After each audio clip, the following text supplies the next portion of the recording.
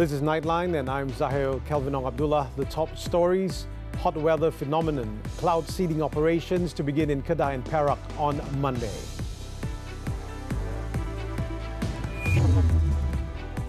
And government to table social media kill switch.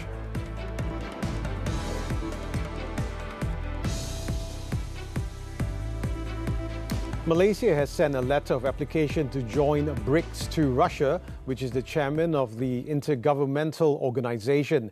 Datuk Seri Anwar Ibrahim said he had discussed Malaysia's desire to join Brics with visiting Russian Foreign Minister Sergei Lavrov, who called on the Prime Minister at the Sri Pendana complex on Sunday. In a statement issued by the Prime Minister's office, Anwar said that Malaysia has also expressed its openness to joining Brics, either as a member country or a strategic partner. On June 18, Anwar confirmed Malaysia's intention to join Brics to Brazilian President Luiz Inácio Lula da Silva. Brics, which initially included Brazil, Russia, India and China, was established in 2009 as a cooperation platform for emerging economies, with South Africa joining the bloc in 2010.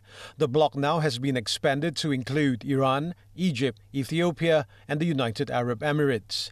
Presently, Brics contributes to a quarter of the global economy, accounts for 1/5 of global trade and represents about 40% of the world's population.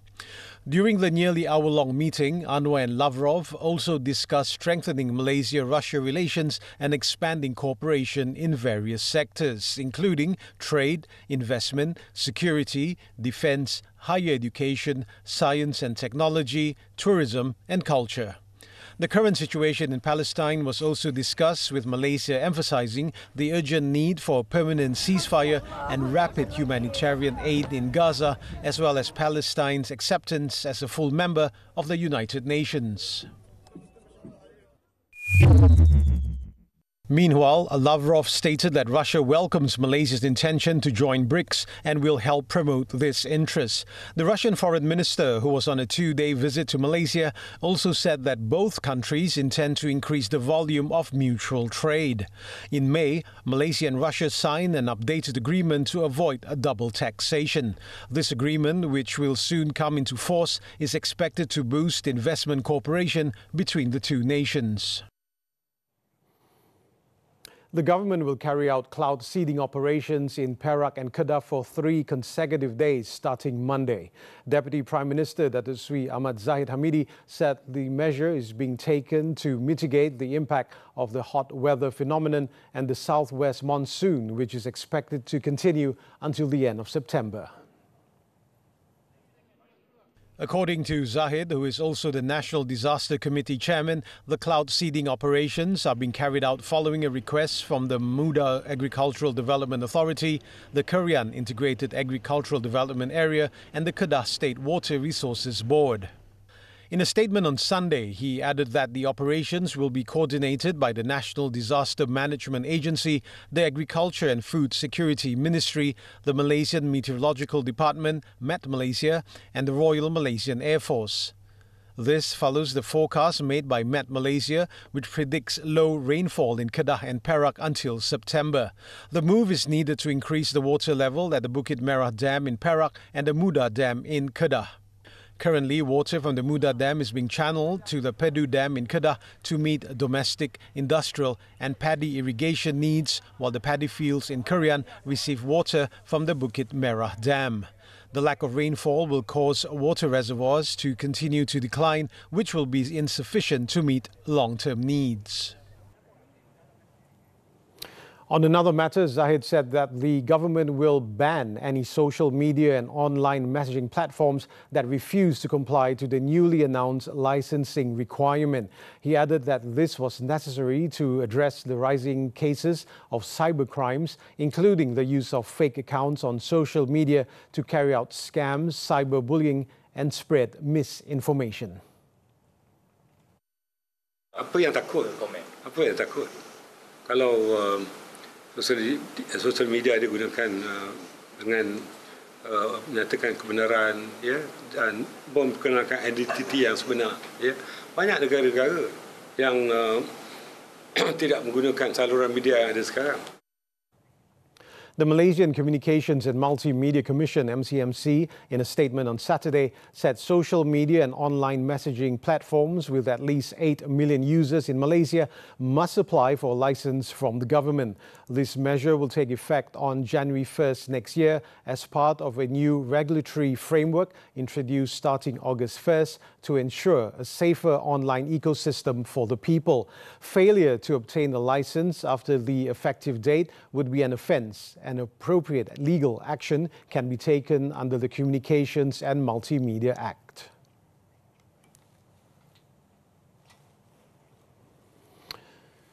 Meanwhile, a proposed law to ensure online safety, which will include provisions for a kill switch, will be tabled in Parliament this October. According to a minister in the Prime Minister's Department for Law and Institutional Reform, Datuk Sri Azlina Othman Said, the bill will make social media and online messaging providers be accountable in tackling cyber crimes, including scams, cyberbullying and pornography. In a statement on Sunday, Azalina said that the bill is in line with legislative initiatives enforced in various other countries.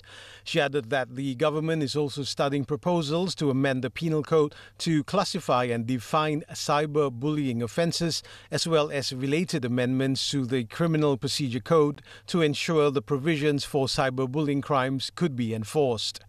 To get feedback on online safety-related crimes, University Science Malaysia, in collaboration with the Prime Minister's Department's Legal Affairs Division and the Communications Ministry through the MCMC, would conduct a study on online safety through a public opinion survey. The study would complement the government's efforts in drafting online safety laws. In today's digital landscape, cyber threats are rapidly evolving and the people must simultaneously find ways to safeguard themselves from these threats. While the government works on the foundations of a new anti-cyberbullying law, it is equally important for the public to ensure that they can protect themselves and those around them from being victims of cyberbullying and other cyber crimes. Muhammad Nadir Azfar Mazlan has the details. Associate Professor Dr. Sunny Zulhuda, a cyber law lecturer, highlighted the limitations which restrict the existing laws relating to cybercrimes and suggested methods to tackle the problem. The limitations vary. Some of them happen to be on the definition of the offences as well as the elements of the offences that had to be proven. The more, because when you have the law more restrictive and having more requirements, certainly that will put more burdens for the prosecutions to bring forward to prove such offences. Under Section 507A, we could have a different or new interpretation of what amounts to a repeated act. Yeah, we don't necessarily require that the act has to be repeated in order to amount to a cyber harassment or cyberbullying. What we can do is perhaps to change, instead of requiring it to be a repeated act, we require it to have some continued effect. He also suggested possible forms of punishment for cybercrime offences such as cyberbullying that can be implemented in the future. This in relation to the public outcry over the meagre penalty imposed on a woman linked to the recent death of social media influencer A. Rajeswari, better known as Esha, who allegedly committed suicide after becoming a victim of cyberbullying. 35-year-old Shalini Periasamy, who allegedly harassed Esha on TikTok, was only fined a maximum 100 ringgit after pleading guilty to a charge framed under the Minor Offences Act. There are people who perhaps you have to take him out of the internet, or maybe take the internet out of him. Remember, we are talking about digital society here, the digital offences. Perhaps disconnecting him from the internet will be a good idea to consider. Yeah. As for Malaysian Cyber Consumer Association MCCA President Siraj Jalil, the alarming trends of cybercrime in Malaysia call for swift action as they continue to increase every year. Furthermore, cybercrimes also affect people's lives in many ways, including their psychological well-being.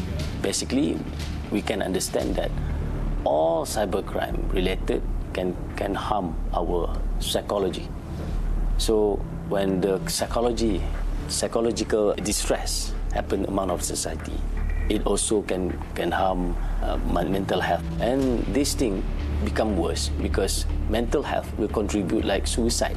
Siraj also believes that the younger generation must be educated to protect them from becoming victims of cyber crimes. We're suggesting that we need a compulsory education in the lowest education system, where, like for example, like primary and secondary school, at least there's like it's compulsory for them to learn about digital literacy, so that they know how to accommodate or coordinate their consumerism in the cyberspace. While the government formulates new laws to address cyberbullying and other cybercrimes, it is crucial for the current measures to be strengthened and enforced more effectively to protect the people and to deter offenders. Muhammad Nadir Asfar, Nightline, TV3. The Domestic Trade and Cost of Living Ministry will launch a large-scale movement involving the public in combating the misappropriation of subsidized controlled goods in Sabah and Sarawak. Its Minister, Dato' Armizan Ali, said the move is being planned to assist enforcement in combating subsidy leakage, especially involving diesel and RON 95 fuel, through monitoring and information dissemination. Kita mulakan gerakan massa ini di Sabah, Sarawak dan juga Labuan supaya kita dapat memastikan bahawa yang diperuntukkan 3.6 bilion ringgit hanya untuk subsidi diesel di Sabah, Sarawak dan Labuan itu betul-betul sampai kepada golongan sasar. Armizan added that this movement is being implemented following the federal government's decision to gradually implement targeted diesel subsidies starting with states in Peninsular Malaysia.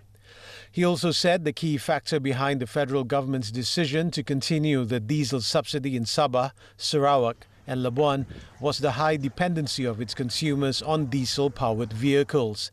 It is also due to the considerations of the potential ripple effects where the prices of goods and services are higher compared with those in West Malaysia, as well as the level of readiness and access to information among diesel users to implement subsidy profiling. Talks between Petroleum Nasional Berhad Petronas and Petroleum Sarawak Berhad Petros on the supervision of oil and gas ONG trading in Sarawak must be finalised within 3 months. Sarawak Premier Tan Sri Abang Johari Tun Openg said the discussions must be completed before October 1st. If not, Petros will be taking over the role of managing natural gas sales activities in the state starting in October. Mesti selesai by Oktober.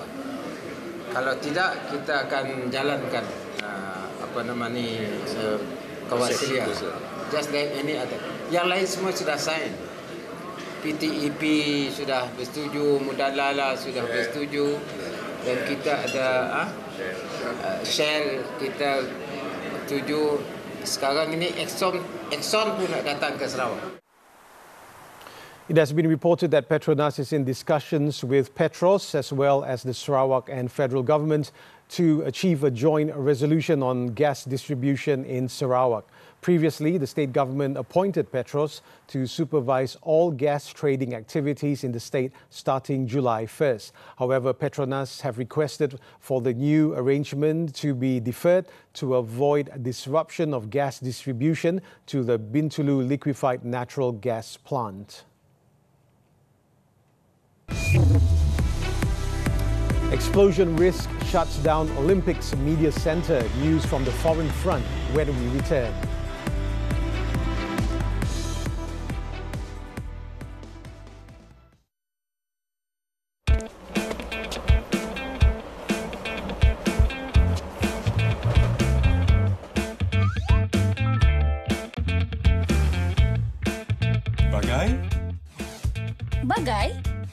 Bagai? Oh, peradannya teka peribahasa. Ya, boleh teka tak? Aku nak hantar penyertaan di bigtree.com.my. Mana tahu boleh menang gadget. Jangan lupa, clue hanya di papan iklan digital Big Tree sehingga 31 Julai. Layari bigtree.com.my untuk info lanjut. Di aksi pertama. Hah? Malaysia ada lumba-lumba? Kat mana? Betul ke? Bak kata pepatah Melayu, tak kenal maka tak cinta. Diorang boleh mati kalau terkeluar daripada kawanan. Kalau dalam kawanan yang ramai, diorang sangat kuat. Makanan diorang akan cukup sebab dia ada kerjasama sama-sama dolphin ni untuk kepung ikan, bagi ultrasound kepada ikan untuk kumpul setempat. Welcome back. As the 2024 Paris Olympics continued to go on in full swing, French police temporarily closed the areas around the media center after receiving a bomb threat.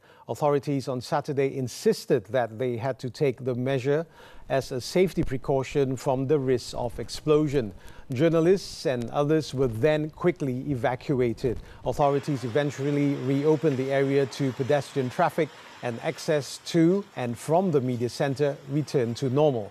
French police, however, did not disclose the cause of the risk. The bomb threat came just days after France's high-speed train lines were targeted by multiple malicious acts, including arson.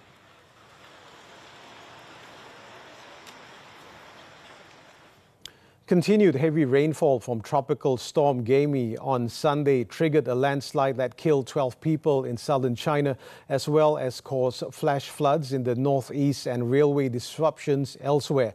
The 12 were killed in a landslide near Hengyang City in the Hunan province, which trapped 18 other people. 6 injured survivors were rescued, and Hunan provincial authorities have issued a flood warning as heavy rains are expected to continue. Meanwhile, 2 officials, including the deputy mayor of Linjiang City in Jilin province, went missing during flood rescue efforts, as more than 27,000 people in northeast China were evacuated and hundreds of factories were forced to suspend operations.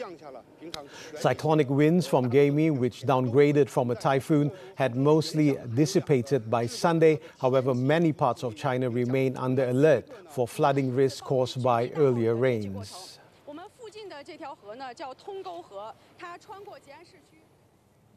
Israeli forces sent tanks deeper into areas in the Gaza Strip south on Sunday, as Gaza health officials said the Zionist military strikes had killed 66 Palestinians across the enclave in the past 24 hours. Tanks pushed deeper into the 3 towns of Al-Qarara, Al-Zana and Bani Suhaila in southern Gaza, killing at least 9 civilians. According to residents, fierce fighting could be heard in eastern areas of Khan Yunis, where the army was operating. The new incursions caused thousands more families to leave their homes and head to overcrowded areas in Al-Mawasi to the west and north to Deir al-Balah. Meanwhile, in Rafah, Zionist forces advanced deeper into the northern parts of the city, where they have yet to take full control. Tanks also shelled some areas in the central Gaza Strip, including Bureij and Nusrat camp.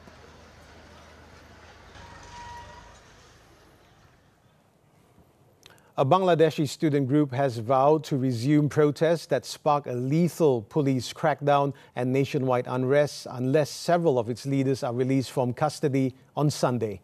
Members of Students Against Discrimination, whose campaign against civil service job quotas precipitated the unrest, said they would end their week-long protest moratorium, but demanded that the group's chief, Nahid Islam, and others be freed from detention and that the cases against them be withdrawn. One of the members, Abdul Hanan Masood, stressed that visible actions must be taken against government ministers and police officers responsible for the deaths of protesters, or else the group will be forced to launch more tough protests from Monday. In one of the biggest upheavals of Prime Minister Sheikh Hasina's 15-year tenure, at least 9,000 people have been arrested nationwide and 205 people were killed since the unrest began.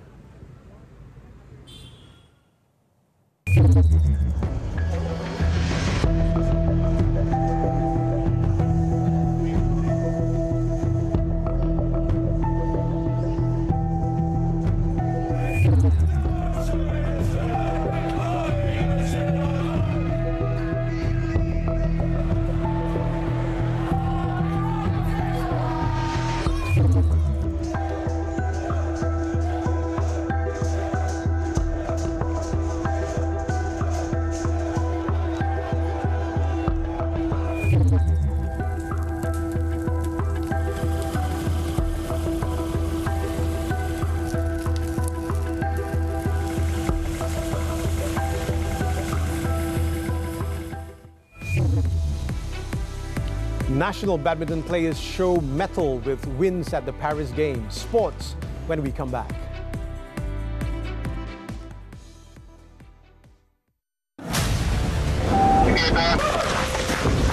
Rumah kongsi di sebalik ladang kelapa sawit.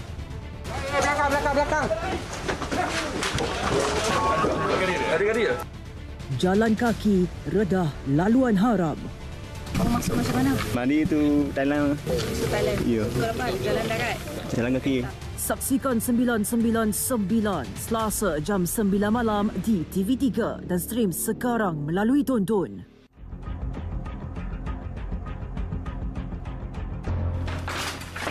Sila. Enggak harga. Beliau dah. Baik. Boleh. Mak tak tahu apa kenapa mak dibunuh. Tak ada apa yang dia ambil. Cucu kepelasi mati ni bersembunyi di bawah katil.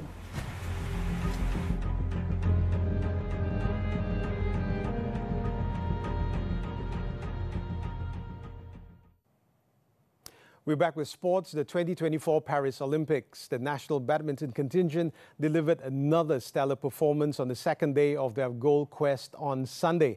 And as expected, the country's top singles, Lee Zahir, kicked off his quest with a straightforward win over unheralded Sri Lanka's Viren Natasinghe in Group G.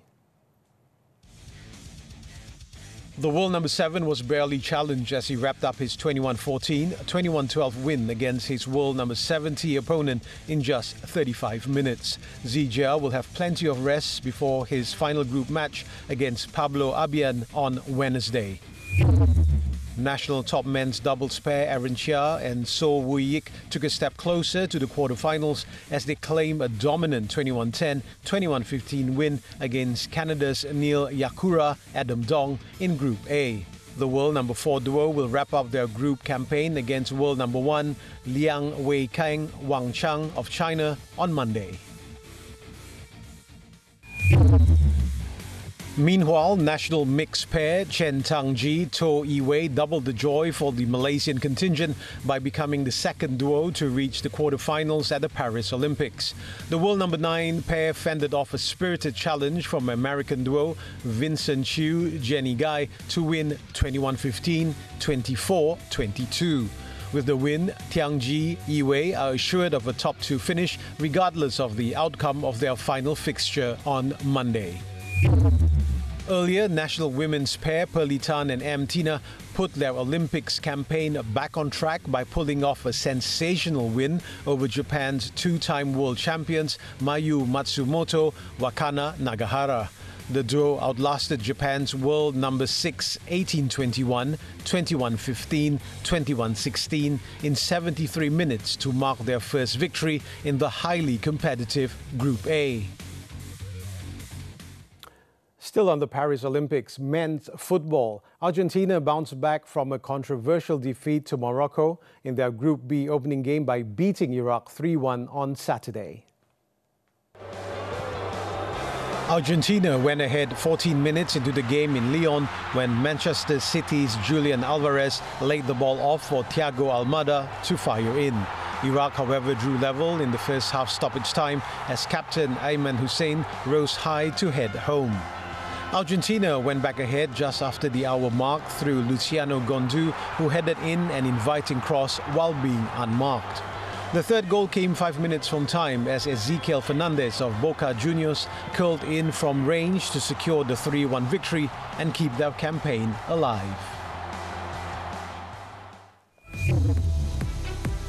Coming up, drug trafficking syndicate busted with arrest of uncle, 3 nephews. The details after this short break.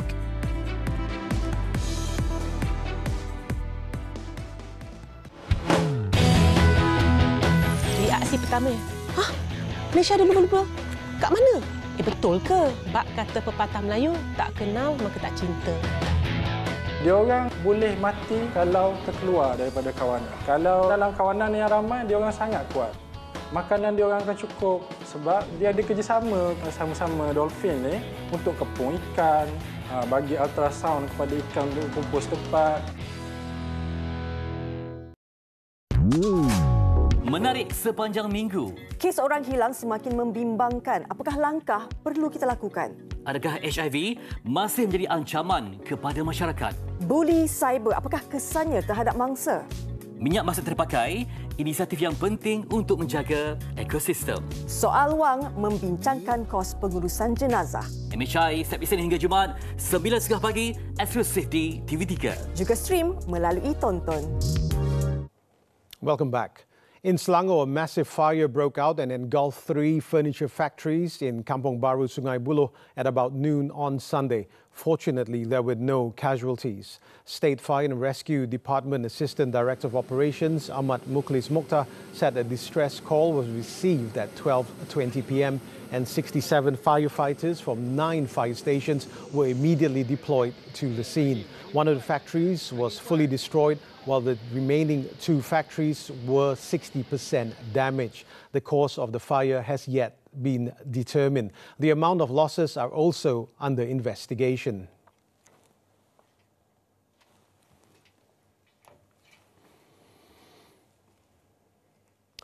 Over in Pulau Pinang, 32 hawker stalls at the Huma House complex located next to a hotel along Jalan Batu Fringhi were razed in a fire that broke out at about 1:58 p.m. on Sunday. Also destroyed were several vehicles, including motorcycles belonging to traders and customers. A spokesperson from the State Fire and Rescue Department Operations Centre said there were no casualties. However, all the affected stalls, each unit measuring about 100 square feet, along with the sale items, were completely destroyed. Firemen from the Bagan Jamal and Telok Bahang fire stations rushed to the scene after they were alerted to the incident, and the blaze was fully extinguished at 5:55 p.m. The cause of the fire and amount of losses are still being investigated.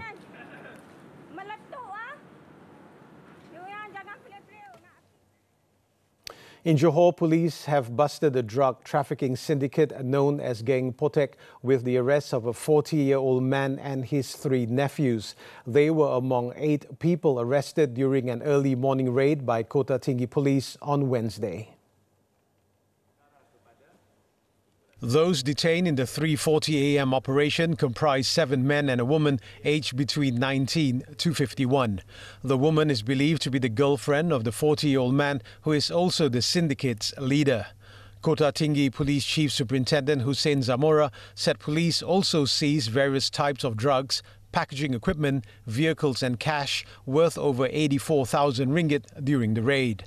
Among the drugs seized were heroin, methamphetamine, ketamine, Amerin 5 pills, marijuana and ecstasy, which were enough to be used by 6,000 addicts.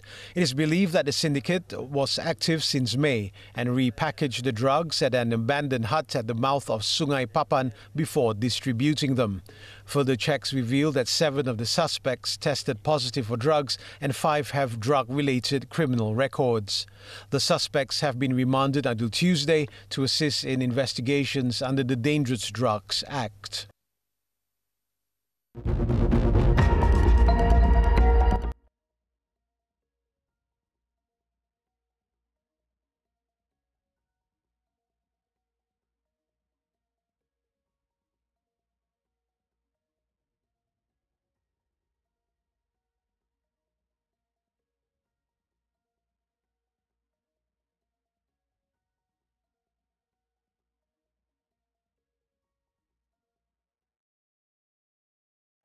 Nightline, let's take a look as India's artisans, famous for cultural heritage and unparalleled craftsmanship, stole the show with their intricate embroideries at the Indian Couture Week. With that, I'm Zahir with Kelvin Abdullah. Thank you for tuning in and have a productive week ahead.